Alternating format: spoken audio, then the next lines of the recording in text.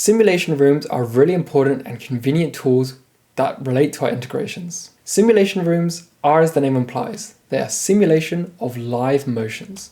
These are looped animations for you to bring into your 3D integrations and integrate with your existing projects. Then you can use it to connect to your characters, prototype shots, and try out existing tools. Best of all, these simulation rooms don't cost a thing, and they don't use up any of your playtime. I'm Peter from RADiCAL, your community manager, and let me show you exactly what they are. Start from the dashboard and simply scroll down past your projects. There you'll see two simulation rooms, single player and multiplayer. Click either of them and it will take you to the room lobby. These work functionally identical to any pre-set up live room. You have information on the left hand side and actionable buttons on the right. You can view the live room as an audience member, but you cannot enter as an actor. We set the motions playing on a loop, and depending on whether you've selected single player or multiplayer, there'll either be 1 or 3 characters respectively. At the bottom is the room ID and your account key.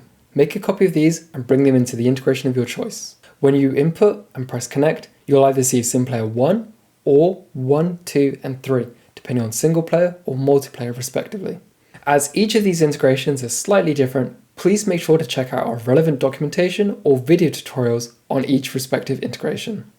So now that you can easily find the rooms and input the relevant data, what do you use them for? In short, you can use it for any preset that you typically have to do with your characters or scene. So you can use the looped animation playback to check if each of your joints are successfully retargeted, understand the workflow of using the recording features, or any additional tools and plugins that you have already integrated into your workflow. As these are full body loops, you have reassurance of spending as long or as little as it takes to get correct. While simulation rooms are great tools, they are still looped motions with very little control in what's being played. You're unable to alter the motions, change it, or isolate specific joints such as fingers or blend shapes which are controlling the face. Likewise, if the motions are playing that you're not giving you the information that you need, such as more facial expressions or finger motion, you cannot change that either. We're looking at introducing more types of simulation motion in the future. Stick around, stay tuned for that. As you can see, they're very simple. For more information on this topic, please see our resources page linked below. Our simulation rooms are always going to be available and always free for anyone within RADiCAL.